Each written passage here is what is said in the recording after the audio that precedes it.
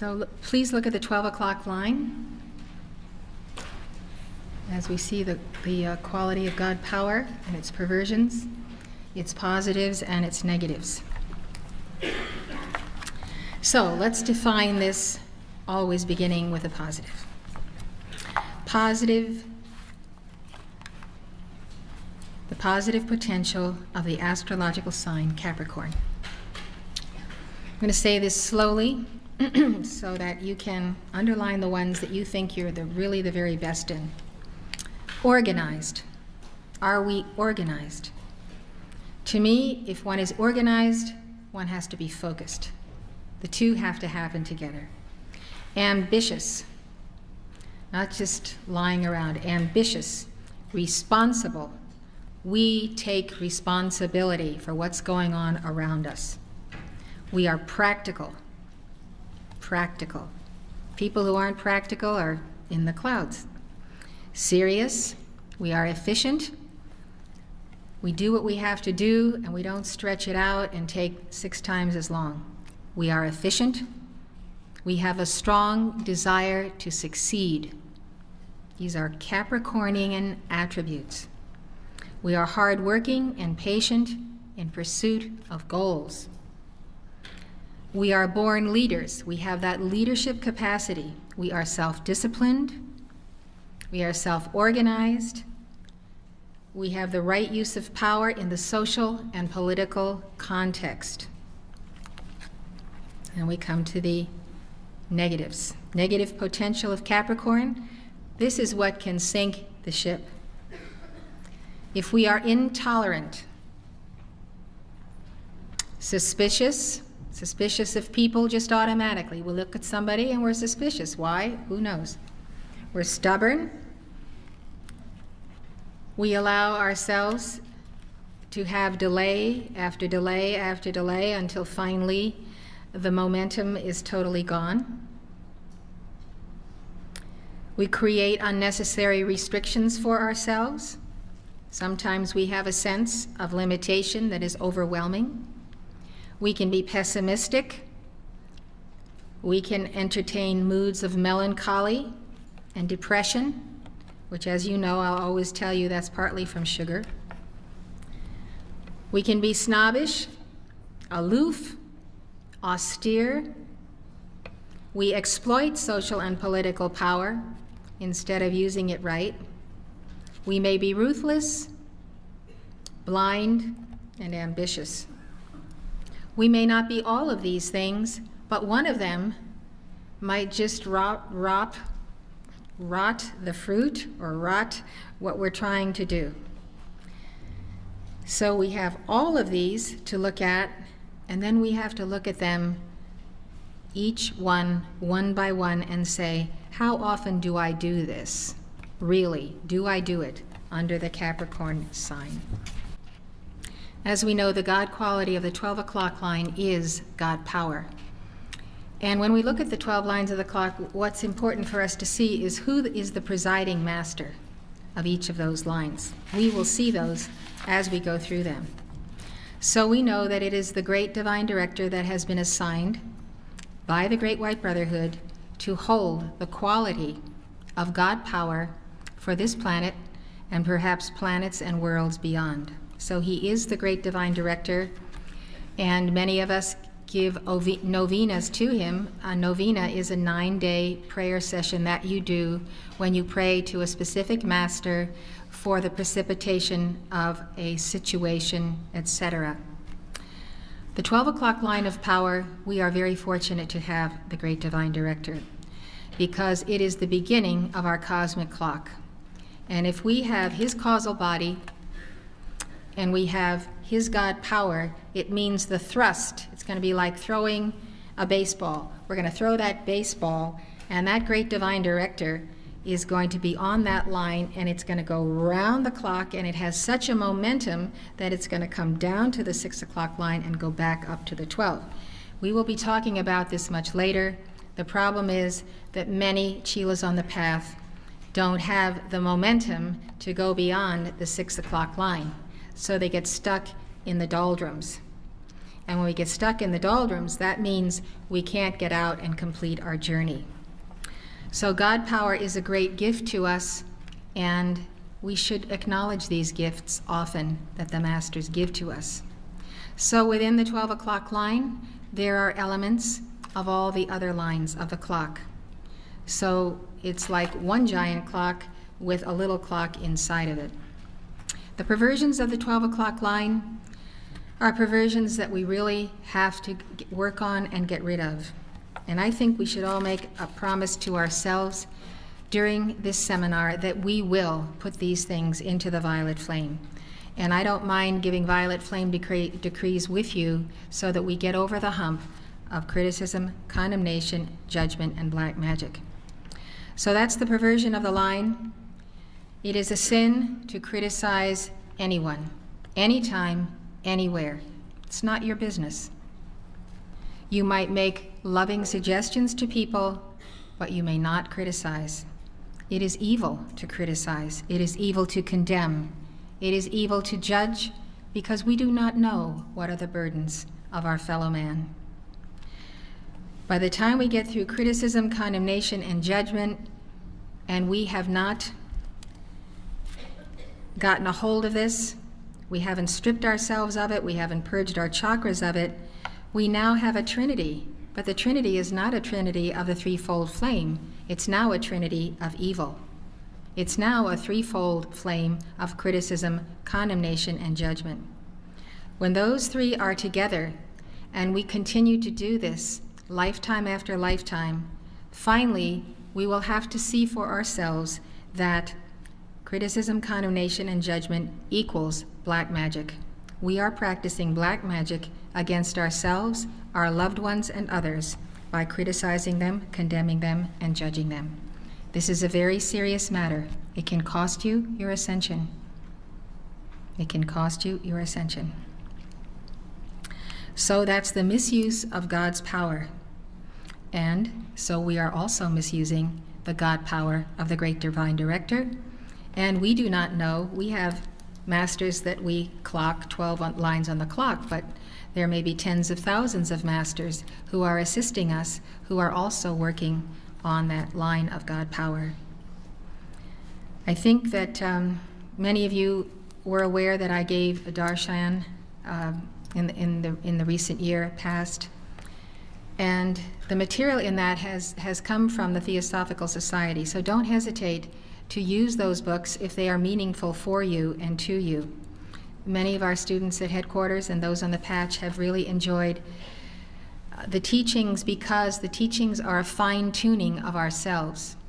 And that's what the seminar is about, fine-tuning. Things we used to think we could get away with, we really can't, and perhaps we never did get away with. Perhaps we were simply continuing to make more karma. So when we are enlightened, and when we have that awareness, we can no longer do the things we used to do. We have to pull in the reins and say, okay, I understand now. If I want to be a Chela of the Great Divine Director, there are certain things that I'm no longer going to do because it's not good. Now, you ready for the next part? Okay. As we look at Odysseus's experiences during and at the end of the Trojan War, what is the lesson we can learn on the 12 o'clock line of Capricorn? So let's take out your Capricorn worksheet. This is the first question on your worksheet for Capricorn.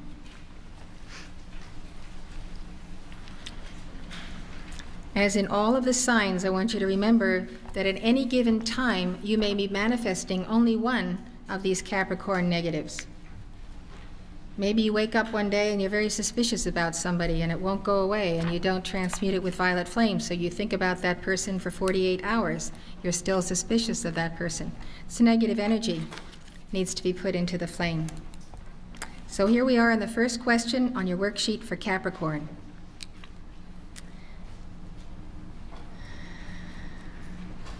We want to know, what is the lesson we can learn on the 12 o'clock line of Capricorn? So I'm going to give you a couple of minutes to think about this, and please use your list of positives and negatives of Capricorn. Write down your thoughts on your worksheet, then I'll give you my interpretation. Okay, we're looking at the lessons of this 12 o'clock line of Capricorn and what we can learn from Odysseus' experiences during at the end of the Trojan War. Did you want to say something?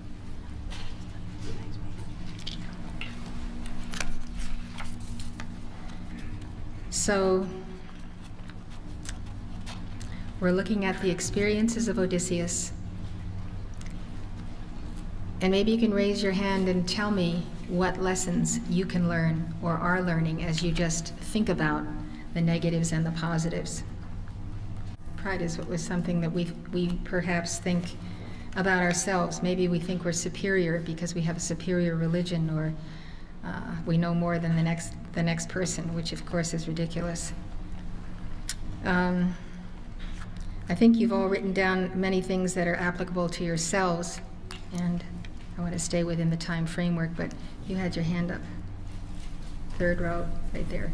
The one thing that really hit me at the end of the clip was, he proclaimed himself victorious, and he was the one that did it. And then Poseidon came along and said, you're going to be punished. You're not even going to make it home because you were not the one who did it. I was the one who was working through you, and so the glory should go to me, not just take all the glory for yourself. So he proclaimed that he wouldn't make it home. And what I did is I picked out a lot of positives, actually, in the lesson, because Odysseus has a very strong will to succeed, and he defied Poseidon. He says, "No, I shall make it home."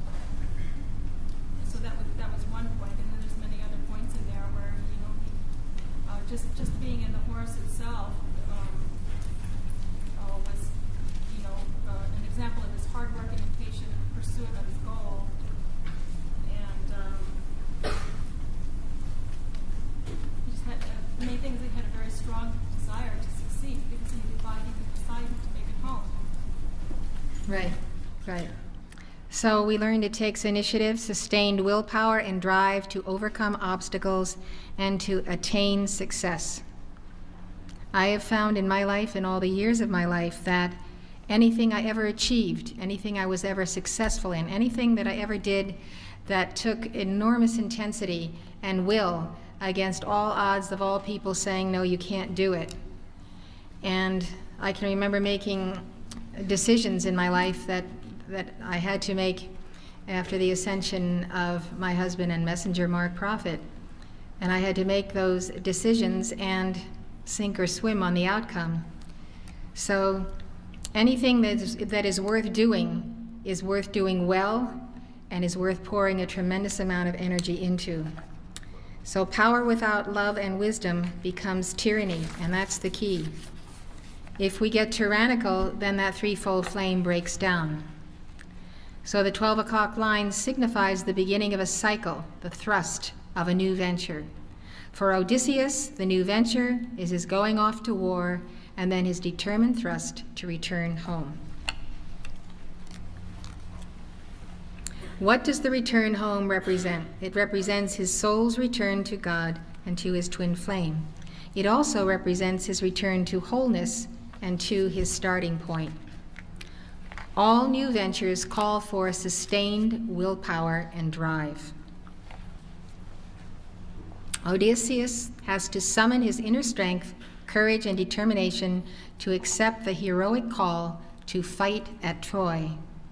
The oracle tells him that if he answers that call, he will not return for 20 years, and he will meet severe challenges. He hesitates. He has a comfortable lifestyle. He has a good job, the ruler of a kingdom. The people who work for him like him. Why should he rock the boat? But he finally accepts the challenge. Think about times in your life when you did that, where you could have been comfortably at home, but you went out for a cause, for something you had to do. You knew you were born to do it. You knew you had to do it. You're educated to do it, or maybe you're not. But you're accepting the challenge because ultimately, in the final analysis, you know you were born for such and such mission. That's what the 12 o'clock line is all about. Remember, these adventures are symbols of an inner drama. The challenge is not only to leave a comfortable lifestyle to take on something new. It's the challenge to embark on an internal spiritual adventure. And it really means internal. It means going within to your etheric body and clearing it, going into your mental body and clearing it, going into the desire body and clearing it, until finally when you come to the physical plane, you are an expert at what you have determined to do as your most important gift or manifestation to society that you will leave as a legacy. His decision to leave home is symbolic of the courage and determination it takes for each of us to embark upon the spiritual quest that will bring us home to God. Capricorn is known as a cardinal sign. Cardinal signs initiate action. So those of you who are under the sign of Capricorn, that is what you do. You make things happen, and you are the forerunners of those things that you make happen. Capricorn is a cardinal earth sign, so it initiates action in the most concrete manner. Right down at the level of the concrete, that's where you work, that's where you have your victory. It's not some ethereal thing. It's the here, the now, it's this building, it's what we can see and feel and touch and say, I can be a prime mover in society.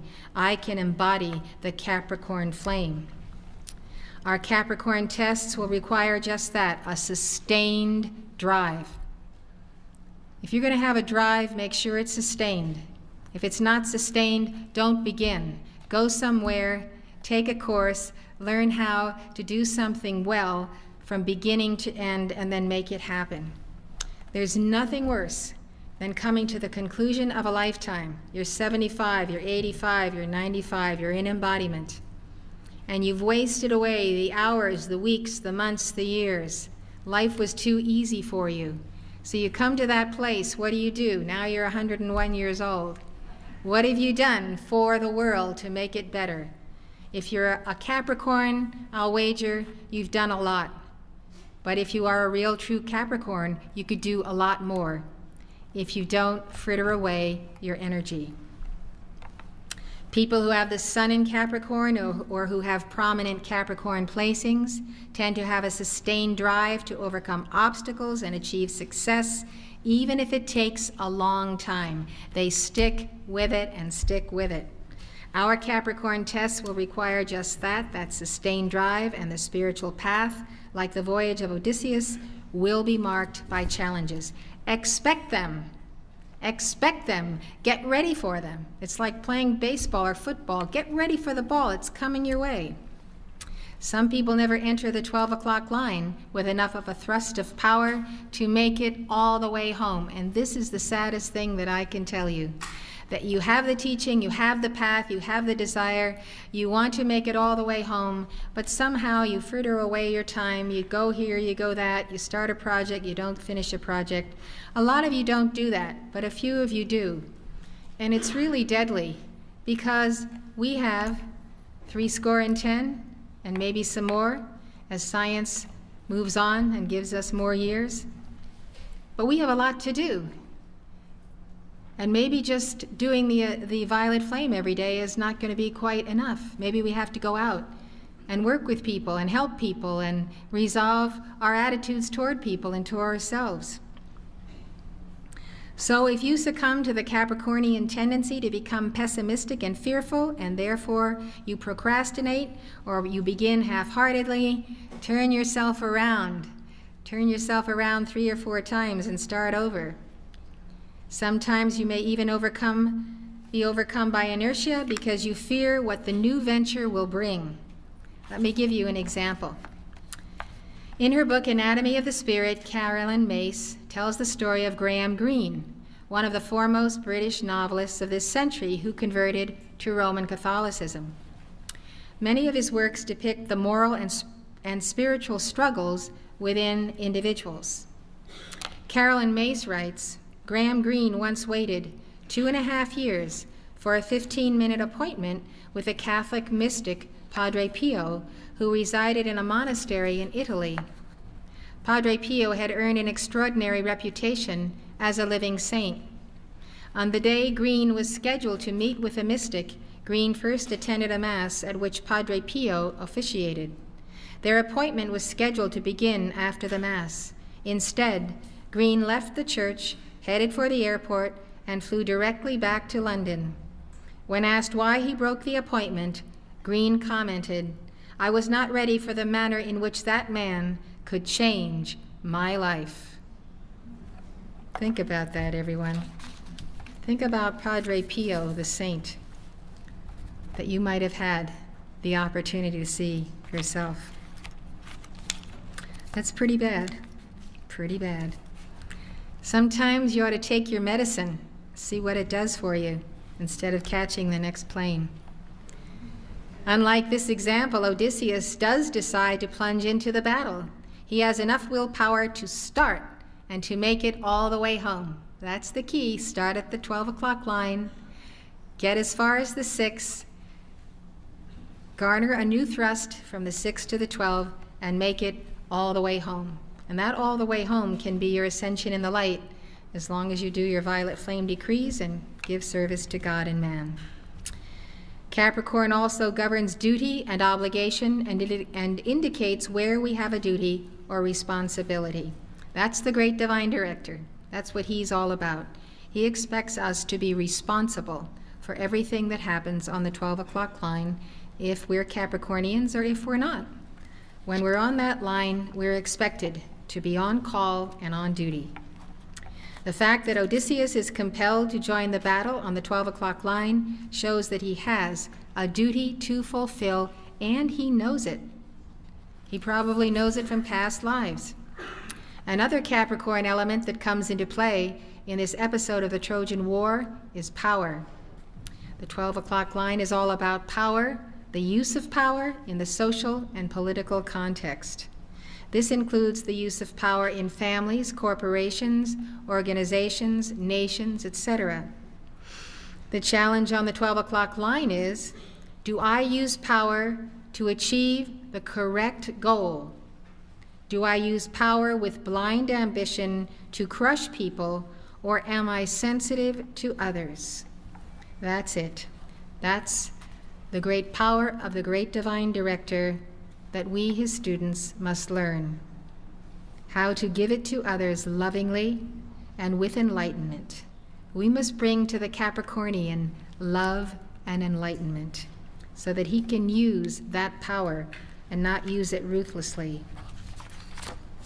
How does Odysseus use his power? In typical Capricornian fashion, he uses the Trojan War as an opportunity to establish his status and reputation. He is a practical and good leader, those are Capricorn virtues, and he uses his power wisely to come up with effective strategies to win the war. But he doesn't pass all his Capricorn tests. At the end of the war, he and the Greeks abused their power by sacking the city and butchering the Trojans. They just couldn't resist. Their goal was to liberate Helen and perhaps punish the Trojans, but not to totally destroy Troy. As a result of their abuse of power, the gods require a penance, which unfolds throughout this drama. This abuse of power by the warriors is a very masculine expression. Odysseus has a well-developed masculine side, but it is not balanced by his feminine nature. As you will see, many of his later tests involve women. Each of these women reflects a part of himself that he must recognize and deal with. So now let's take out our worksheets and answer questions 1 to 6. Really concentrate on this. I'm going to make a call for everyone. Mighty I am presence and holy Christ self of each one gathered here. We enter into the secret chamber of the heart. We call to you our beloved teacher, our beloved mentor, our beloved holy Christ self. Come into our hearts now. Guide us. Give us the answers, open the doors. Let us be one with our mighty I Am presence. Clear the way.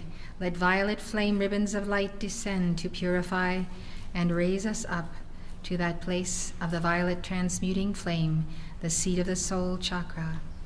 By the living flame of cosmic freedom, we seal each one. We accept it done this hour in the name of the Father, the Son, the Holy Spirit, and the Divine Mother.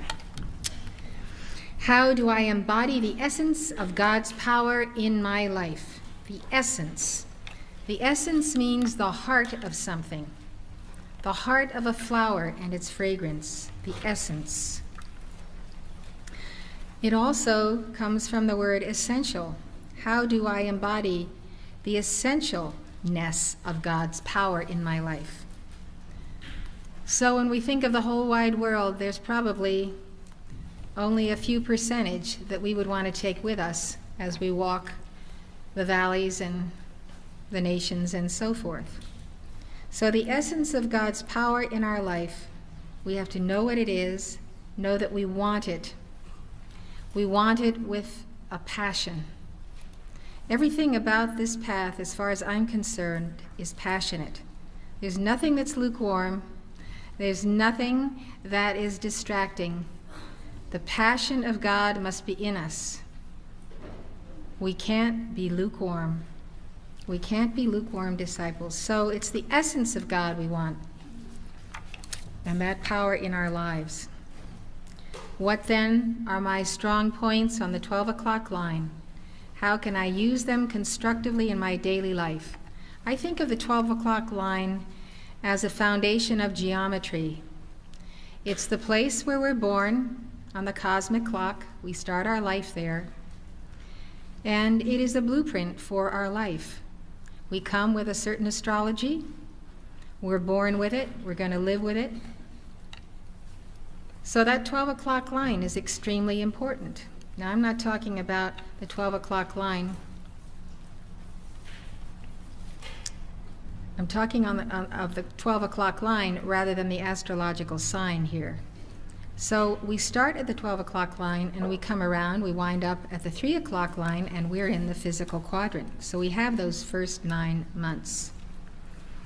So the strong points on the 12 o'clock line are with you when your mother gives birth to you. How can I use them constructively in my daily life? Mothers and fathers as well, we can bring children to great heights of inner revelation if we also will enter into the secret chamber of the heart and connect with that secret chamber even while we are allowing the Capricorn clock to tick off for us. What is my soul's passion? How do I translate this to my soul's mission? The passion is when you are on fire. It's like God gives you a gift of fire. It's a very intense fire. This passion really commences at the base of the spine chakra.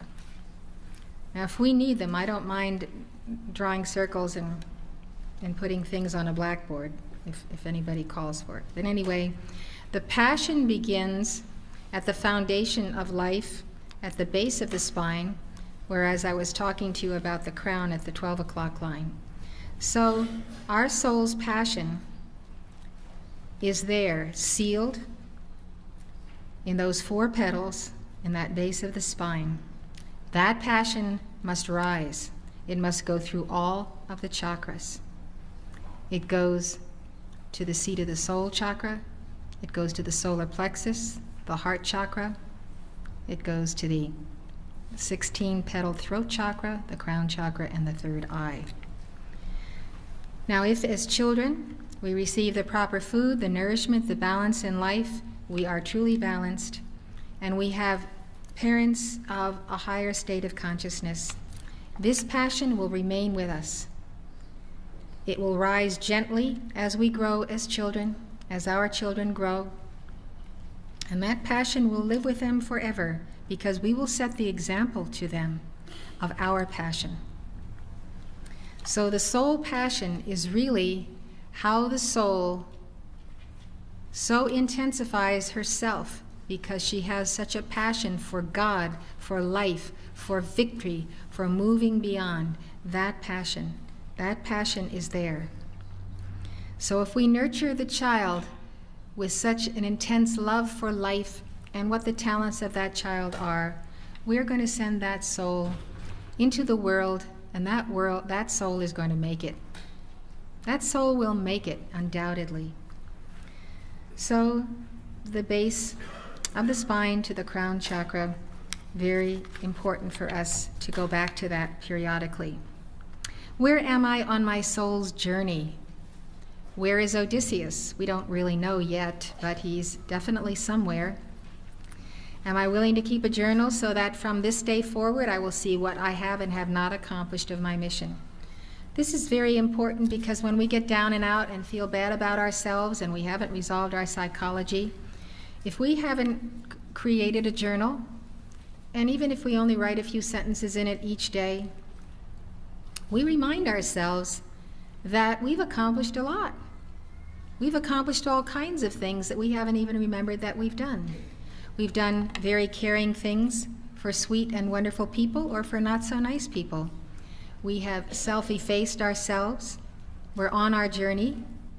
And if we keep those notes, we will realize that actually we've done a great deal for ourselves and for God, and we have to give ourselves a good talking to and get moving.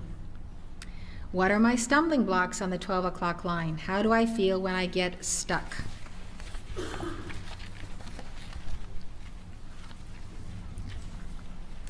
I think I went over that pretty much entirely of the criticism, condemnation, judgment, criticism, self-condemnation, judgment. How do I feel when I get stuck? I feel like I have to get out of being stuck is what we have to do. We have already read the negative and positive qualities. Do you want to do anything more with those? Nope, not right now. I just want to remind you that any one of those positive or negative traits in Capricorn can be the most big thing in your life. It can eclipse the whole horizon of your world. And especially if it's a negative situation, you need to tackle that very quickly. You know, sometimes we just don't want to say die. We want to have our way, we want to be stubborn, we want to be this, we want to be that, we want to do everything but do what God is really telling us to do. So please don't let your human consciousness and your human ego take you over, because you're going to lose time. And I want to tell you something about time. Time is grains of sand in the hourglass, and everybody comes to their conclusion. And you must not lose time. You must use it very, very wisely. You will never know what great feat, what final and ultimate initiation will bring you to the apex of your God reality. You've seen people? How many people have we seen in our lives? I've seen like tens of thousands of people that I have brushed and made contact with who have died uselessly. They have very little to show for it. They will eat, drink, and be merry. They die, they come back again. God only knows how many times they reincarnate till God gives up on them and lets them go through the second death. How many people that you know are out there that never really did anything intense about changing their life, getting closer to God? What about when you look at the faces of people and you see not a bit of light, nothing? What are they doing? It's really heartbreaking. So the stumbling blocks or the 12 o'clock line is that we're stubborn. That's what's the matter with us. We just get stubborn. How long are we going to be stubborn? We get stubborn, we stub our toe. What are we going to do? You know, we have to go on and fulfill the path that God created for us, because it's the right path. It's the one true path. So how do I feel when I get stuck? I feel that I have to get unstuck, and I'm going to do it right now, because I'm not going to wait any longer, because Moria is too wonderful, too loving, too great a master for me to fool around. If he says that he wants me to do something, I'm going to do it now, and I'm not going to wait till tomorrow, the next day, by being a spoiled brat and just playing with the master. So we have to think about these things, how wise and wonderful our masters are, and how we quickly want to respond to them. What am I willing to give up to be victorious on the 12 o'clock line? What will I replace it with? Well, we're certainly going to take that criticism, condemnation, and judgment and black magic, and we're going to do our violet flame decrees to get rid of it, and we're going to undo the patterns of our consciousness that we find all over the world. Probably the 12 o'clock line is the worst of lines when you look at the negative traits of it, because the 12 o'clock line affects everyone on the planet. You can hardly meet someone, and if you do meet them, they'll be a saint. You can hardly meet someone who never criticizes a living soul. You know that person? That person is a saint, because the rest of the world criticizes everybody. They criticize each other, they criticize the church, they criticize politics, they criticize the president, they criticize their neighbor. This is really bad. This is black magic. No doubt about it. This is what black magic is all about. It's not some voodoo ceremony down at the beach. It's not some voodoo ceremony down in Brazil somewhere or in the Caribbean or somewhere. No, it's right here. Black magic is right here inside of our temple because we let it in. Black magic is thinking ill of your neighbor. So here's the next one. I affirm before God that I will have my victory of love on the 12 o'clock line. On the 12 o'clock line. I affirm before God that I will have my victory of love on the 12 o'clock line. And under that, you see the sheet, in the name of my mighty I am presence and holy Christ self, I. And that I is going to be you talking to yourself and talking in group discussion. Discuss with the members of your group what you perceive to be the keys for overcoming the Capricorn challenges, especially criticism, condemnation, and judgment, and black magic. So would you like to go into your groups?